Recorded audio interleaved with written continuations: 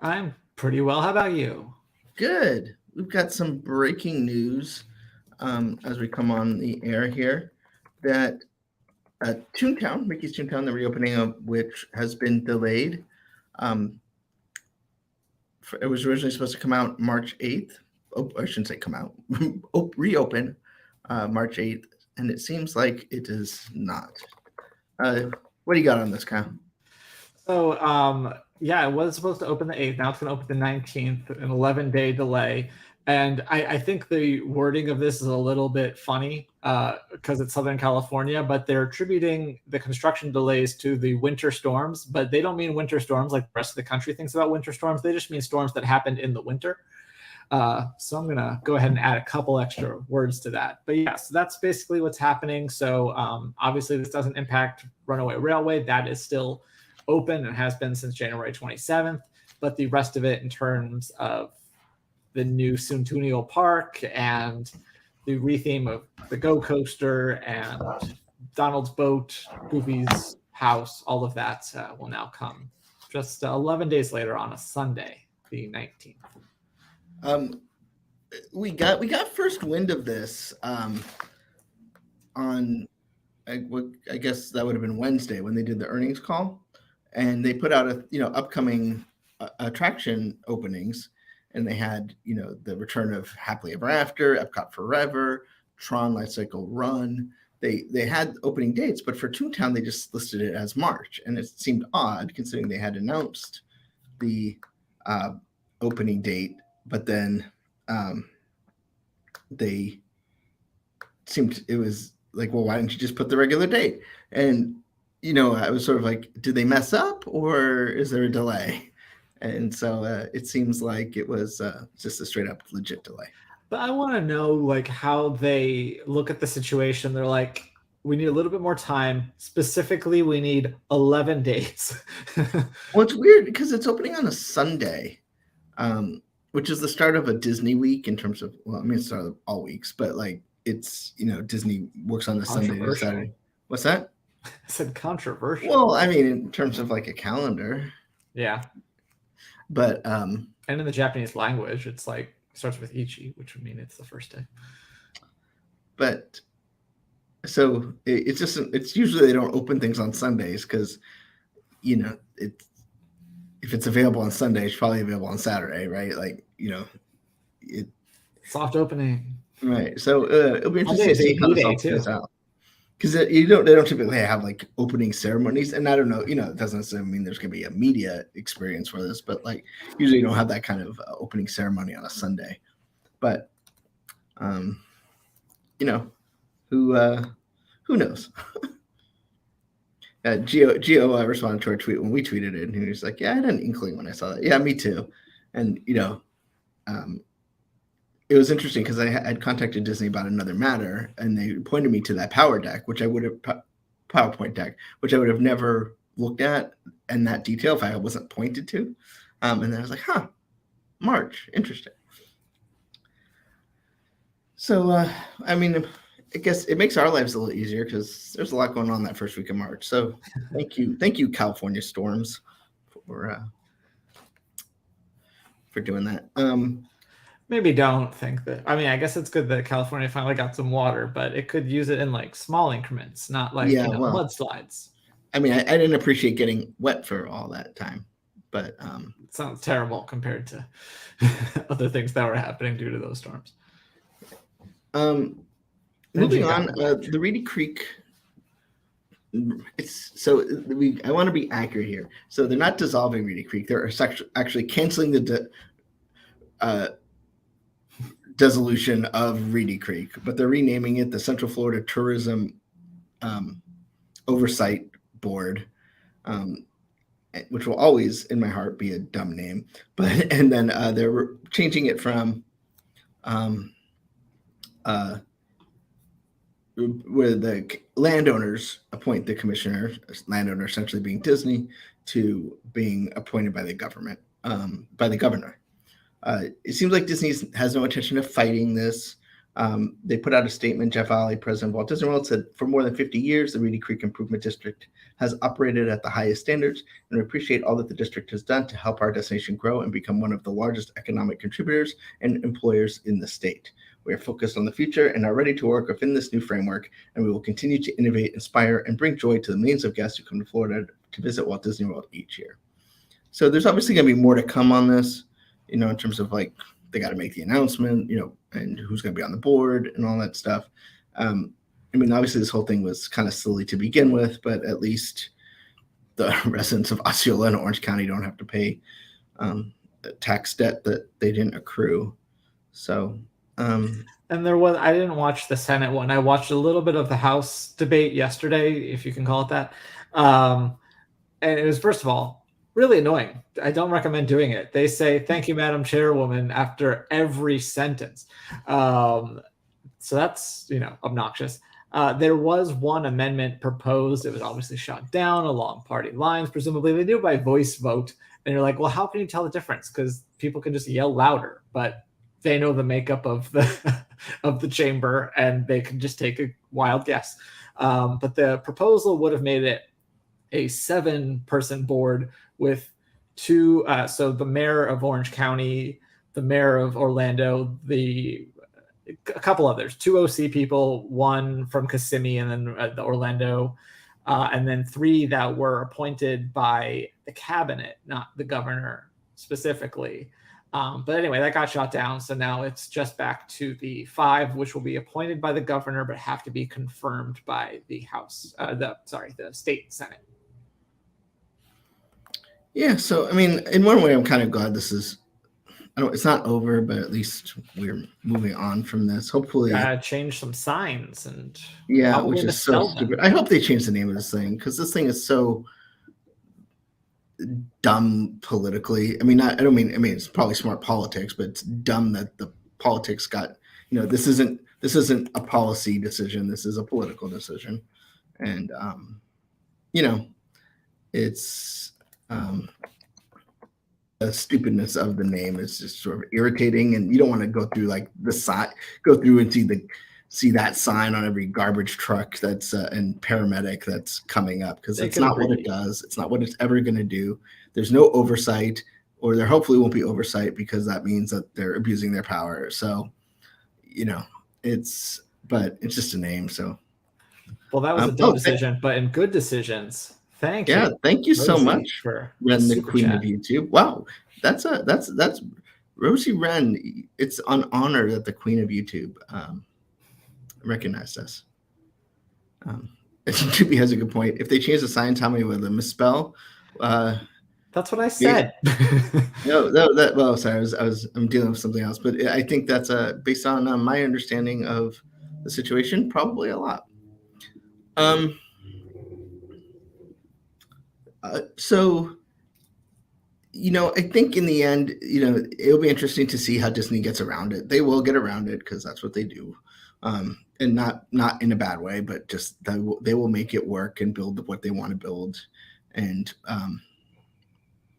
it's everything will be fine. But it's just frustrating that as much as we love covering Florida Senate hearings, which are much worse than like even congressional Senate hearings, that's a bit frustrating.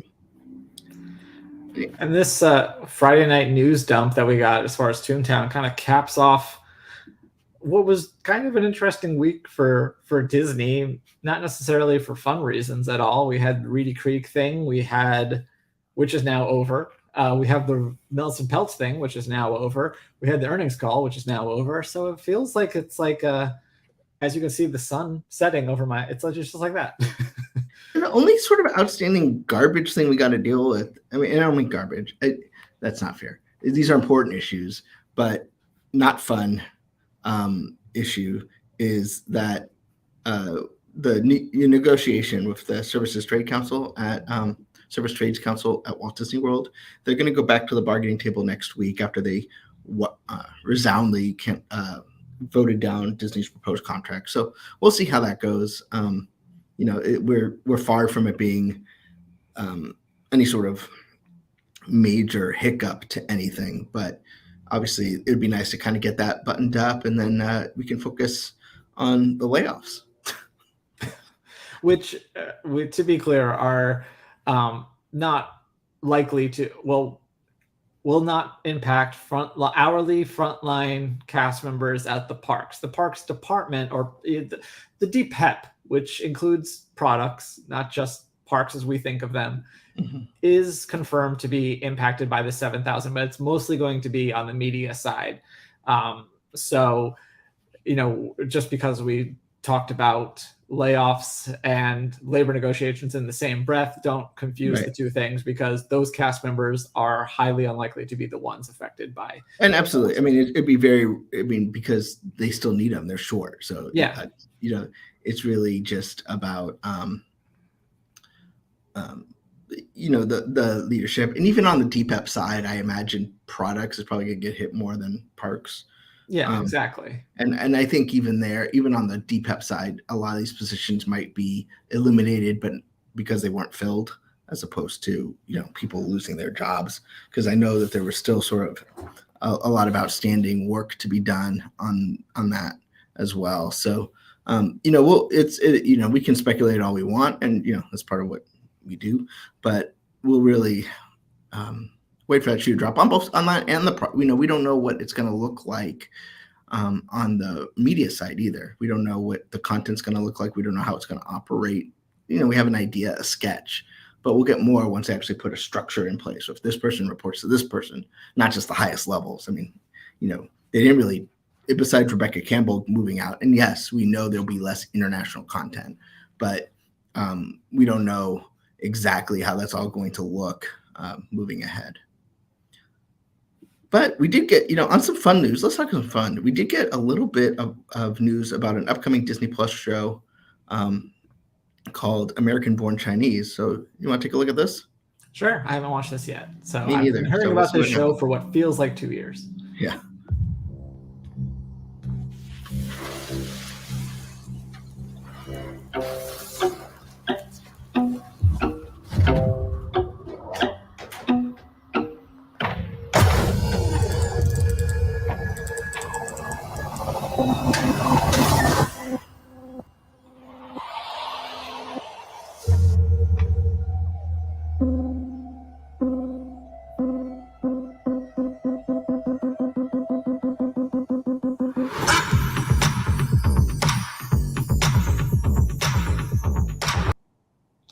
I don't know what that was, but I don't think it was what I expected the show to be.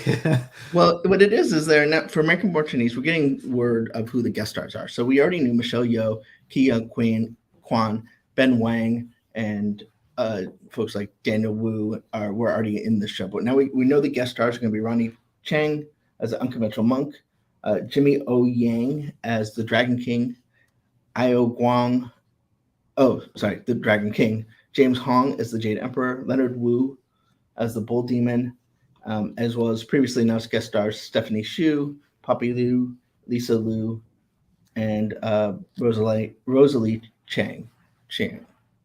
So this show is one of those shows that have been we've been waiting for a long time. Like they keep sort of announced it, and I know sometimes there were a lot of, I've seen it in pieces, and there still were a lot of special effects in this. So I think that's what's taking a lot of time. It's not like a traditional sort of Disney branded television, low budget special effect, but I mean, there's a lot in here. So I can see why it's taking some time, but looks like it's coming sooner rather than later at this point. In fact, I know it's actually debuting, going to have its premiere at South by Southwest in March. So so it's probably not that soon after that it will be available everywhere. And then we got another sort of trailer for a Disney television animation show. So why don't we? Oh, animation. Okay, not the one I was thinking it was going to be. Oh, but we'll take a look at that, and it's all about Kif coming to Disney Channel.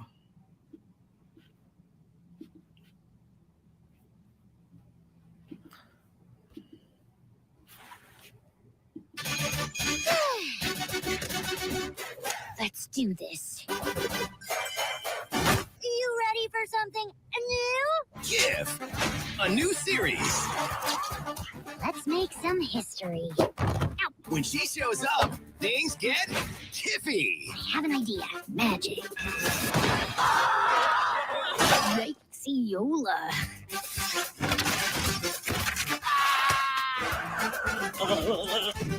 Huzzah!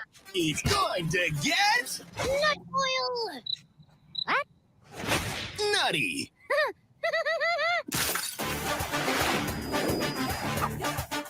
Go GIF! Hi! Are we in trouble? No, you're in the hallway. Come on, Barry! And scene. GIF premieres Friday, March 10th at 8 on Disney Channel and Wednesday, March 15th on Disney+. So, what do you think of KIF? It looks fun. I mean, you'd have to ask Tony. That's definitely a Tony question, but Where's looks Tony fun. when you need it? AI. I think maybe that's who's making the banners at Disneyland, right? Yeah, I don't,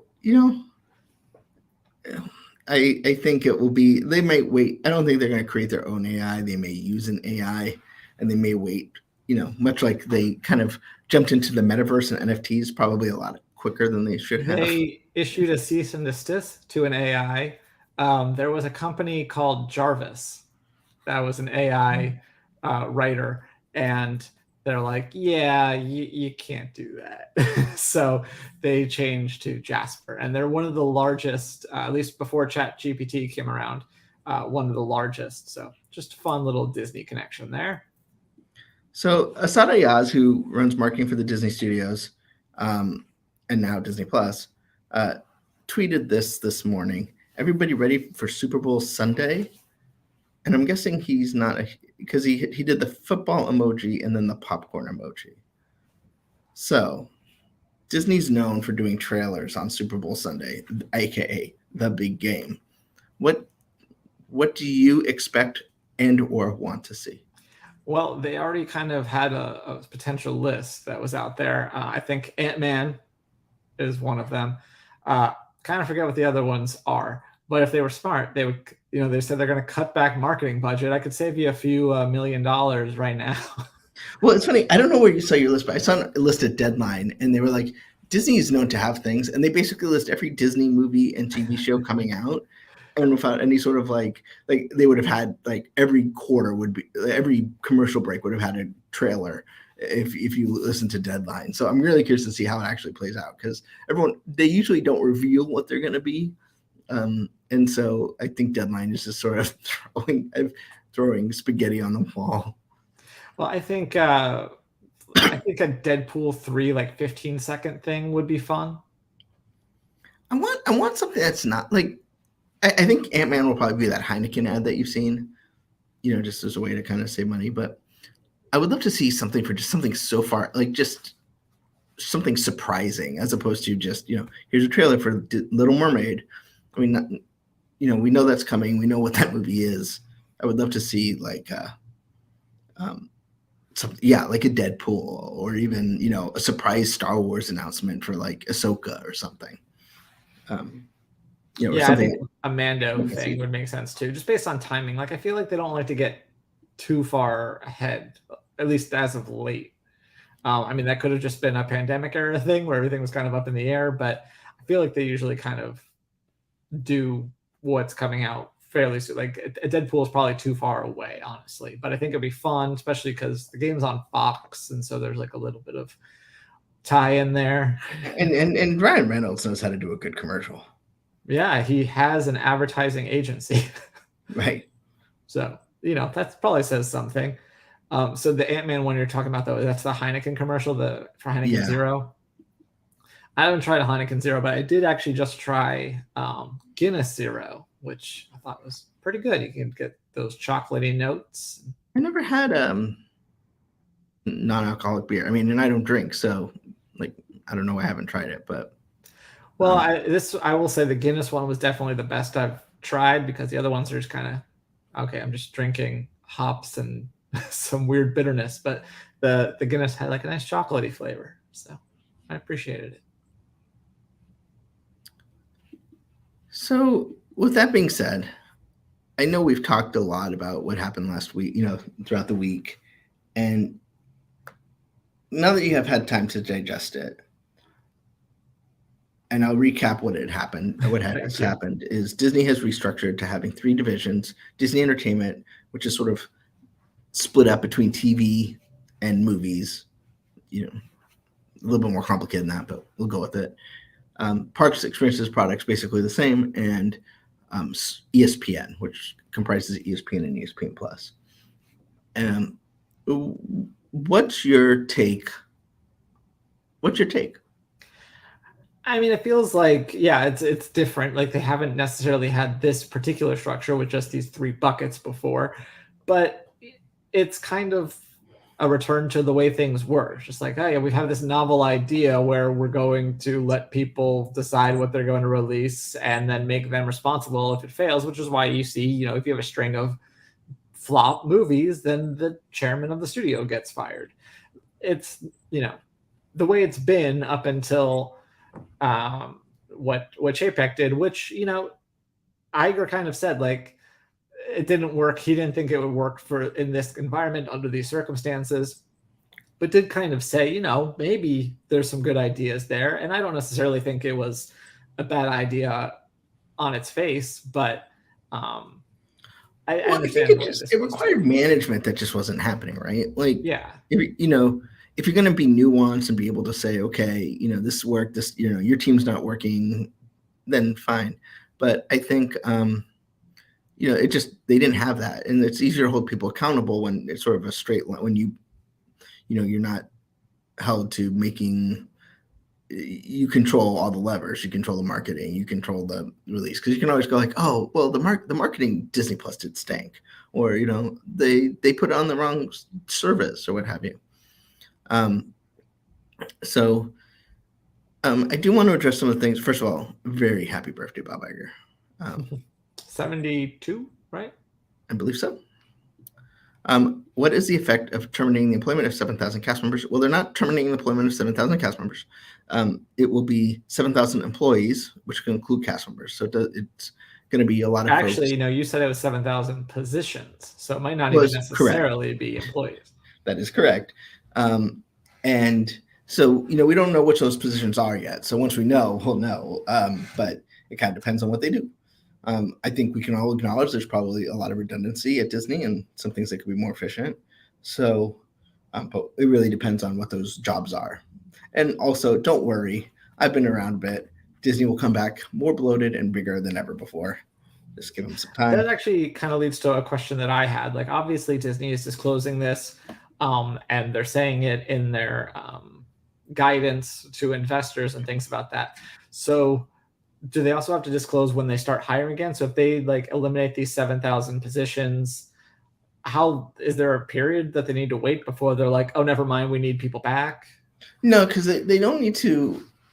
They don't really need to update it unless there's a big strategic shift. So they don't even need, this doesn't even need to happen.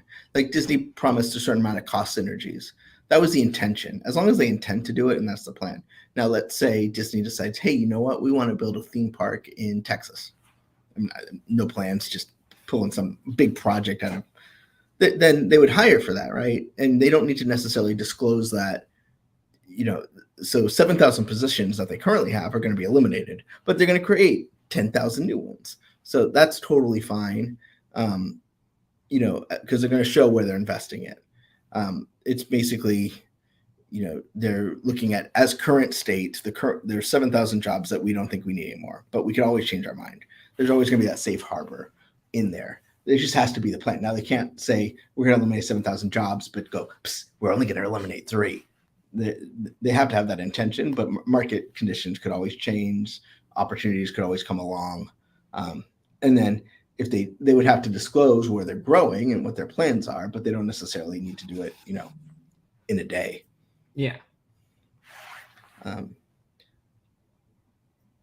Doobie's asking, we've all been waiting for Iger to make his move as he came back to the job. Is this reorg his move? Is there something else big coming? Well, this is the setting up the structure for what Disney's going to look like. Now we need to wait for what does Disney look like once the structure's in place. We don't know, we really got to see where they're eliminating the jobs. If we see they're eliminating the jobs all in freeform and they're going to decide to cut freeform and freeform doesn't exist, well, then we'll know. And if they decide we're still waiting for the park sort of coming out plan. We didn't get any sort of content release. We don't know what Disney Plus content's going to look like moving forward.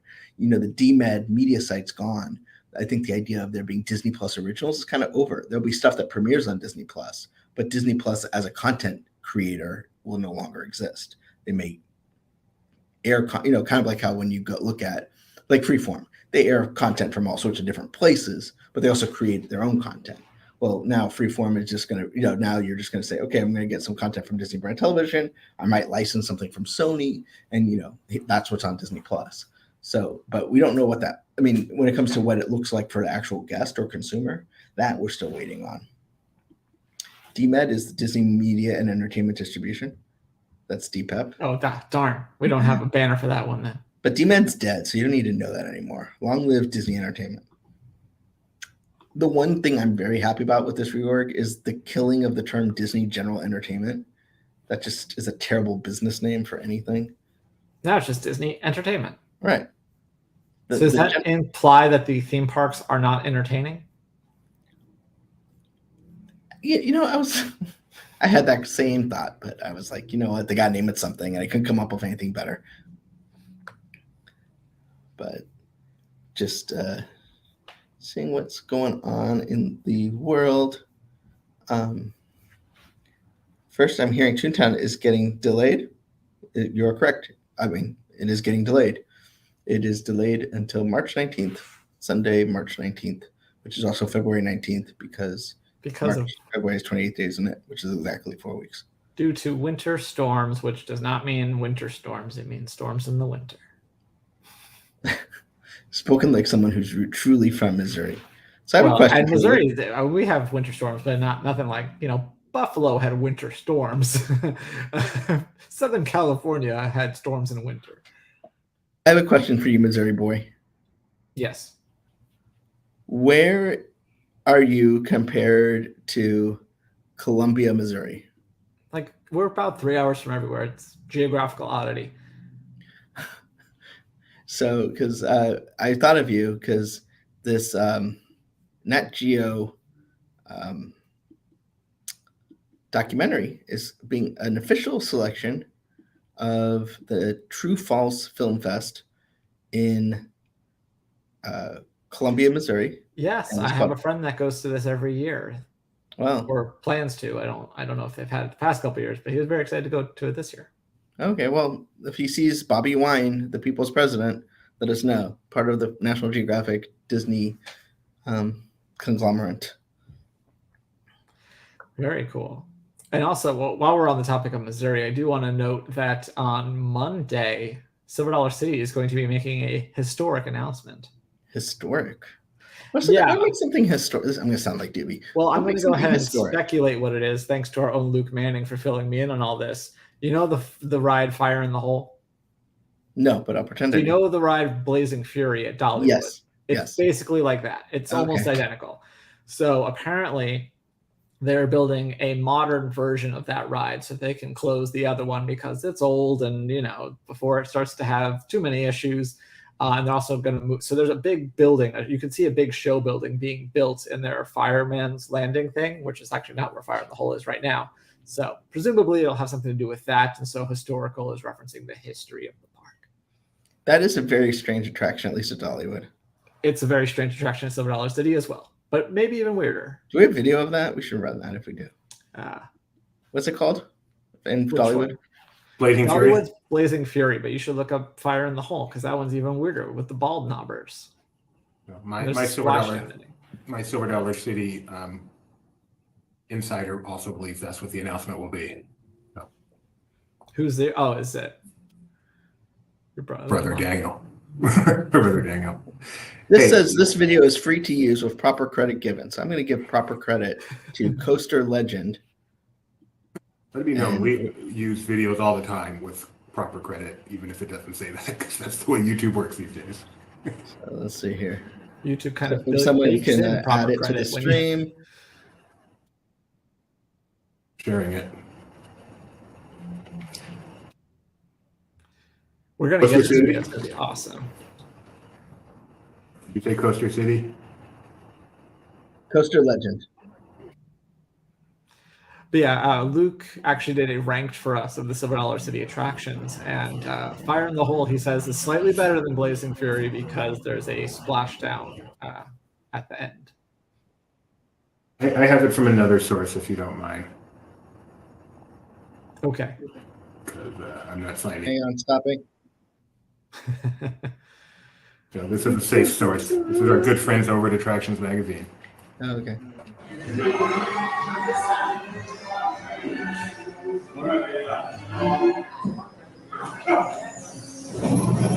So they have a little cubby over there, and so I imagine that's what people wanted for Tron, so they don't need to use an actual like locker. Can I just walk across the track and put my thing up there? This is probably an attraction better experience with our commentary as opposed to Yeah, whatever just its native audio off is. here. We were looking at, speaking of looking back at the week in Disney, we got to closer look at the new Elsa animatronic that's going to be going into Hong Kong's version of Frozen. Now you're going to see the opposite of that level of audio animatronic technology. Guess this is I've done this attraction in Dollywood, but I guess I haven't done the Christmas version. I didn't know there was one. Now I'm Yeah, I know. regretting choices. It's actually quite fun. It gets moving pretty good at some points, but the visuals are what haunt you for several weeks. In the Silver Dollar City one, there's a that ball knobber stole my pants. It reminds me of Calico Mine Ride in terms of its visuals. Yes, it's a roller coaster. It has a couple like little quick dips. It's fun. It is fun, and everyone loves this ride when you get off. It's one of those. I can't believe I just saw that, but it's cool. It's wonderful. It's not boring. It's not a franchise that needs to be castrated. It's something original and fun.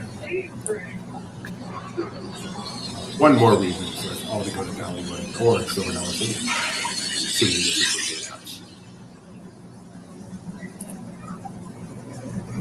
Yeah, if you haven't been to Dollywood, it is a lot of fun. I would say I think of Silver Dollar City as being the Disneyland to Dollywood's Magic Kingdom in terms of like scope. I feel like Dollywood has like some wider things, some bigger attractions for sure. But I think Silver Dollar City has a lot of charm. And if you do, you have to go into the Marvel Cave.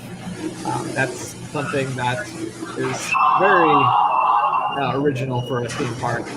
And the fact that you don't even have to sign a waiver, I don't think, to go in that. It's like Disney could never pull this off. And that's included with your theme park admission to Silver Dollar Cities. So, I actually came on this thing for a reason.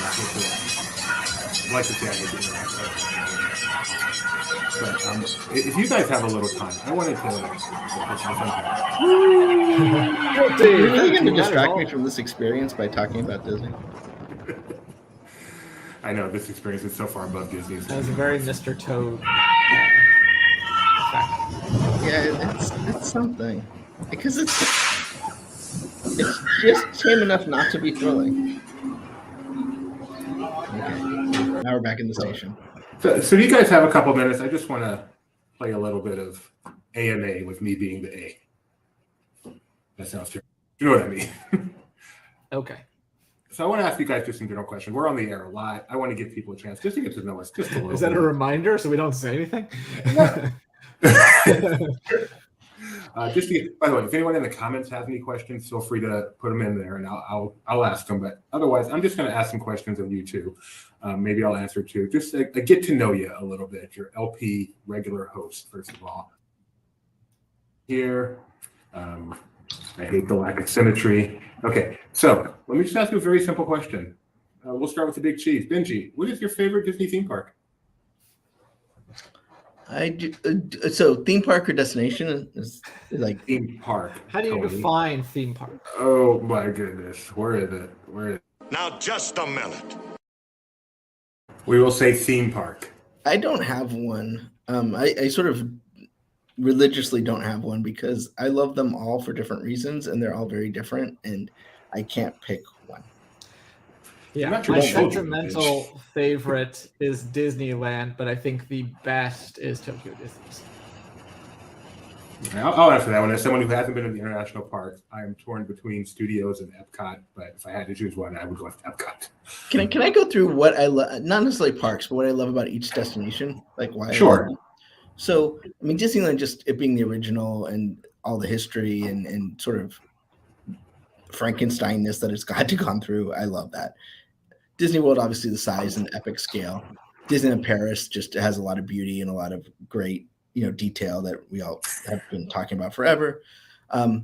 Tokyo Disneyland just has, the greatest cast members, but also, obviously has, large scale entertainment and some fantastic attractions that are at a level above what I would say what had been built in the 2000s. Now obviously Disney's been sort of stepping up their game, but and then Shanghai just has an epic scale too as a park itself, whereas Tokyo Disneyland is sort of just Magic Kingdom.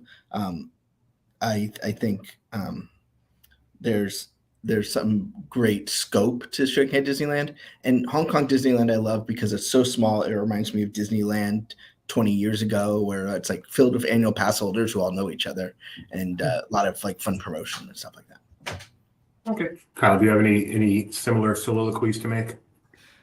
I think that's pretty much right. Yeah, I think Walt Disney World is the best of the destination where you can probably spend the most amount of time because there's all four parks. Disneyland, I completely agree. Like, there's just so much charm to it, and everywhere you look, there's something just because of it. Its size is both a blessing and a curse.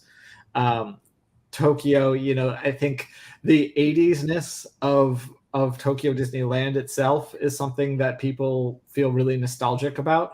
And that's kind of its own fun trip. And then Tokyo Disney Sea is just like, wow, look what they can do when they don't care about signing checks. And yeah, Shanghai is, and they give raises in the process too. Yeah, 7%, which I don't know how that math works out to what was being proposed. But it's less than what Disney's contract offer was. So, even accounting for the translation and currency. Yeah, 7% is the same no matter what currency. Yeah, Shanghai, I feel, is kind of a mashup. Oh, there's some little Disney Sea elements in it, like especially in the Adventure Isle area. And then Hong Kong, that park is Disneyland, but even smaller, but it has the same amount of, not the same amount of charm because it doesn't have the historical element, but it has so much charm. It's just, I knew when my friends went to go to all three Asian parks that they were going to think Disney Sea was amazing, but that Hong Kong was the most charming.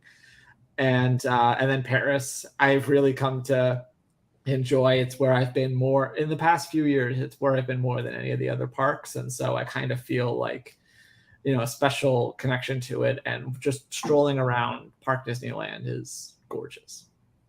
That's so connexion to the Paris. Donna was asking, could Disney Sea fit in at Disney World?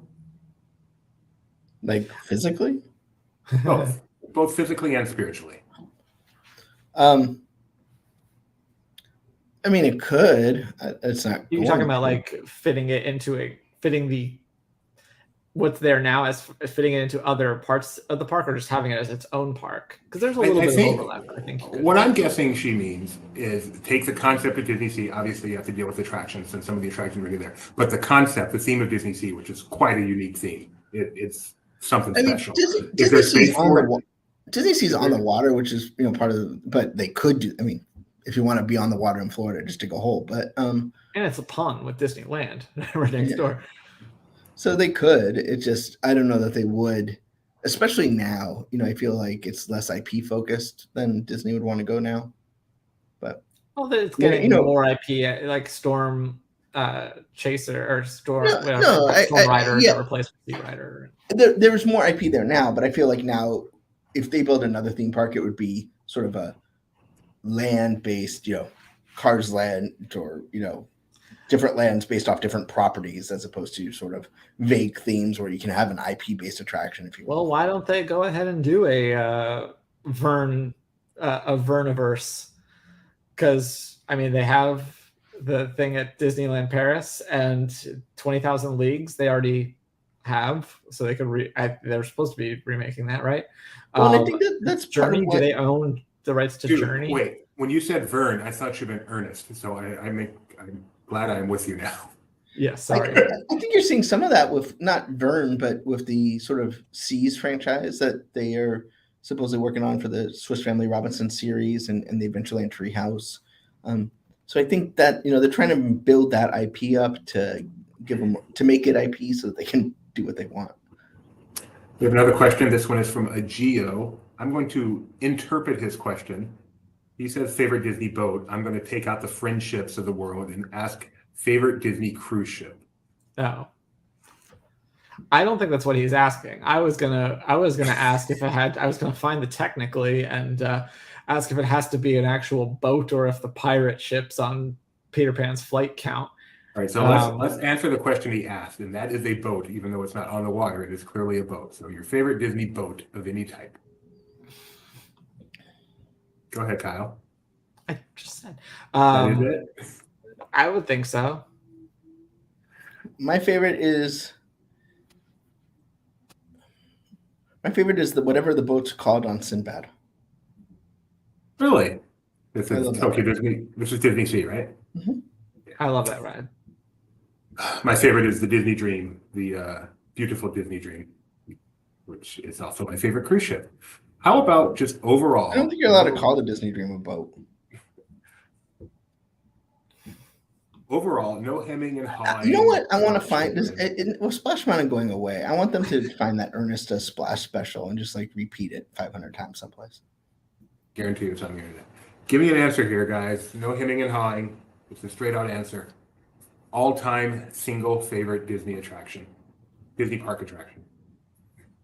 Benji. So this is favorite. I'm gonna go emotional, not yes, mental. Your favorite.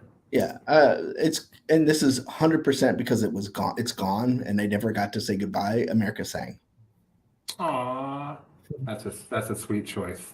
That might be my wife's choice. How about you, Kyle? Disneyland's Peter Pan's flight. Still there too. Yep, still there. Do you find it much? It's my favorite ride and one I probably ride the least because I'm not waiting 45 minutes for a 2-minute ride. How do you define favorite if you're not even willing to wait for it? Well, you gotta understand. All time is the People Mover at Disneyland, which I'm glad it's still around at Disney World, but it does not even hold a candle to the Disneyland version. I enjoyed that a lot.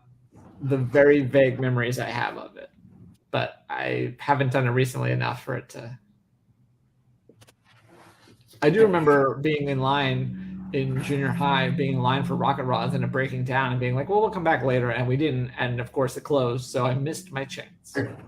But it sounds like a very apt Rocket Rods experience. Another one for both of you, but I feel like this one's more up Benji's alley.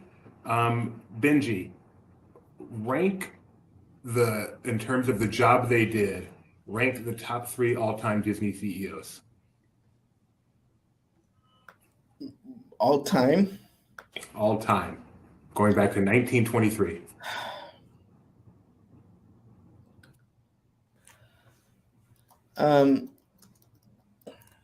I'm struggling with, so I'm gonna go with the caveat that Bob Iger, until he completes his term and can actually execute succession, is a question. I'm gonna presume he is able to stick the landing, but on the second try, on the second attempt on the springboard, on the tall board.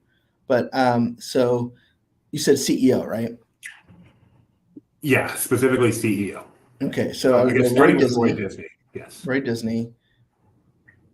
Bob Iger, Michael Eisner. That's 1, 2, 3. 1, 2, 3. Awesome. Yes. Thank you for the correction, JJ. Roy Disney became CEO in 1929. Right, because it wasn't a publicly traded company. And do you have an opinion on that, Kyle? I don't know enough about. See, so it's funny because you have a Ray Disney who basically ran it until he died, and then you had Don Tatum, Card Walker, and Ron Miller, I believe in that order. Don Tatum till 76, I believe. Card Walker to 83, and then Ron Miller was like a year. But those are sort of like grouped together as the triumvirate.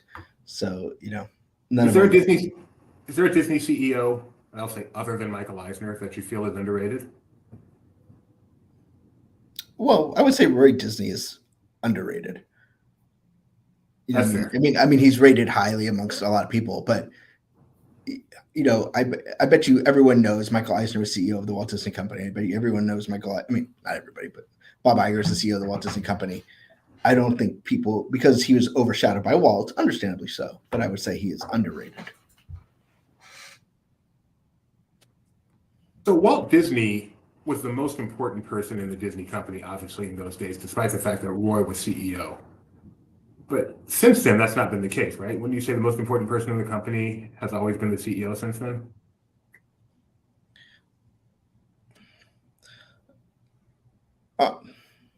I would say it was The most important singular figure, but not necessarily. Yeah, I would say the thing is that you're conflating the creative lead with the business lead. I don't think.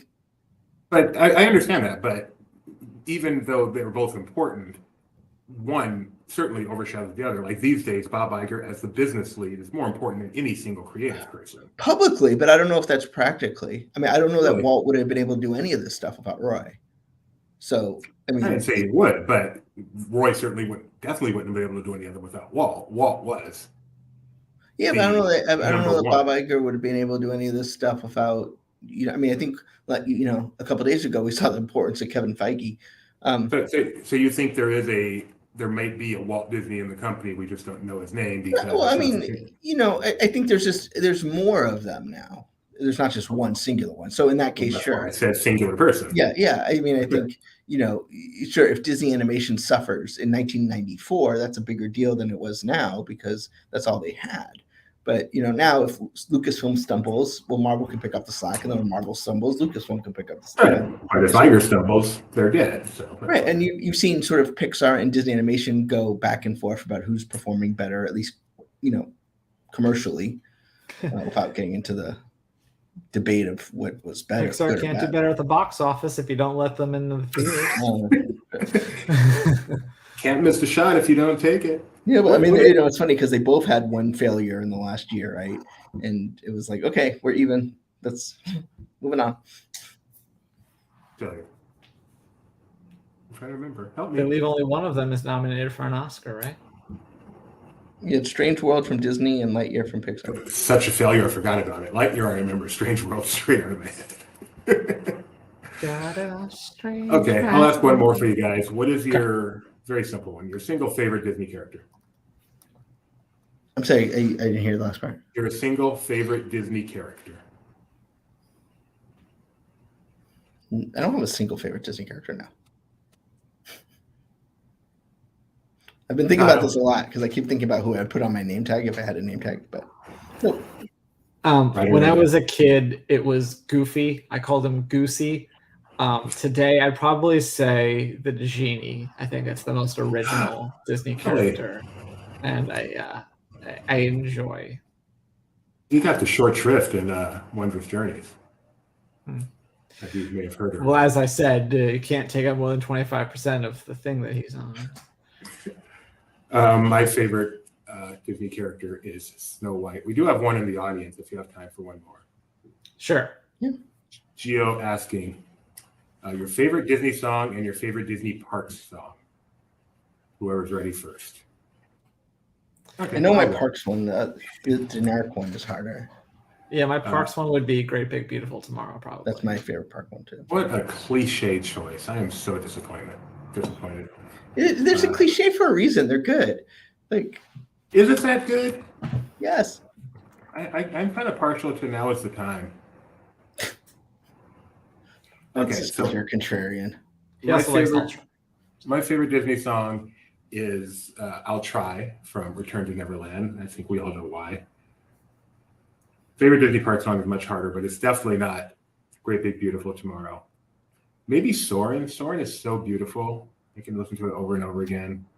One's great. Maybe Believe There's Magic in the Stars. I know it's recency bias, but I really, really, really like the how is it? The Mon qui see the mean, Umon qui see the mean, the Disneyland Paris 30th anniversary song. Like, it's the closest I've heard for a Disney celebration song to being something that you could hear on the radio, and it's not quite there, but I think they did a really good job at making it feel emotional and kind of hitting the moment without bringing up exactly what that moment is. Cool. It just feels really hopeful in the same way that I like Great Big Beautiful Tomorrow. So I really like that one as a Disney park song and as a Disney song. It's a good I one. have a question for you, Dewey. I like Canada Lifetime Journey, the original version of that one too. That's an underrated song. Yes, Benji. Of the night of I would say the Renaissance films, I'll define it. Little Mermaid, Rescuers Down Under, No. Beauty and the Beast, Now, just a minute. Beauty and the Beast, Lion King, and Aladdin. I'm just gonna pick those 5. What's your favorite? I've said a Little Mermaid. The Little Mermaid, but I think I've evolved a little bit, and I think I have to go with Beauty and the Beast. As boring as it is, a choice, not movie. As boring of a choice. You know what really cements Beauty and the Beast as a great film, a great animated film? Seeing the live action film. You know what? I love Beauty. I love almost all of Beauty and the Beast except the sort of the shortcuts in the animation. There's some parts of that just aren't well animated. Oh, really? It's it might be something you don't notice until you hear Don Hahn explain it to you, and you go like, oh, now I can't unsee it. And We have breaking news coming up. I sense it. Thank you so much for the super chat. Really appreciate that. And yeah, That's funny. You had no idea? Well, then I guess you didn't watch Disney TV because I'm pretty sure I said that. But thank you for watching LPTV now. And Yeah, that's all. two super chats in one stream. I guess this was a good idea. That's a record, actually. I think. I just want to. For me, dividends are always magical. But not at the expense of. Yeah, I like how the promoted tweet doesn't take imagination at Disney. It's like, really? If I owned 3 million shares like Benji did, they'd be magical to me too. It was a fun thing where Peltz tried to co-opt Disney Twitter to do his bidding, and it's just yeah. The problem with Beauty and the Beast is the ending is weak. the beauty, the Sleeping Beauty ending is, as JJ points out. Also, though, I want to say, do you think we'll ever have on LPTV a moment as great as the Bob Iger interview transitioning to Nelson Peltz declaring as an edict that the proxy fight is over? And he won. He won. It's over, and now. Well, nobody asked me about my favorite Renaissance, but I was going to say Aladdin, although I feel like the musical Spectacular kind of ruined it a little bit, because seeing it cut down to 45 minutes, you're like, oh yeah, there's a lot that could really be trimmed here. Beauty and the Beast is an absolute perfect movie right up into the moment the final song ends. And then it feels like, yeah, we just got to finish this thing off somehow. You mean the final song being the mob song? No, Kill the Beast. The thing about Beauty and the Beast is also a movie you don't want to think about. It's like, okay, by the time he's on his 16th birthday, or his 18th, and then you're like, 10 years we've been resting. Like, what do they do to this poor kid? Like, yeah, sure, he was a punk. He was like a little child. My friend she's a stand-up, and I had a joke about, like, they just, even all the people that, like, everyone just calls him Beast. Like, you know me. Why won't you call me by my real name? And then there's the part where Mrs. Potts tells Chip to go in the cupboard with, like, his brothers and sisters, and there's, like, 50 cups in there. And you're Potts like, is busy. That's I have questions. And like, why does she only let Chip out? Is that a real question, JJ? Maybe those are like metaphorical brothers and sisters because they're the same type of thing, object now, I hope. JJ Smith, what ride is better, Rise of the Resistance or Mickey's Runaway Railway? That is an excellent question that I wish my son was on here to debate me with, because he, for some crazy reason, he thinks it's Runaway Railway when it is obviously Rise of the Resistance, right, guys? It is Rise of the Resistance, but I will say Runaway Railway really surprised me by how much I enjoyed it and how much, even though it is, at the end of the day, mostly screens, how they use those and the layers and stuff like that, and the way it just changes the entire scene in a matter of seconds is actually really cool.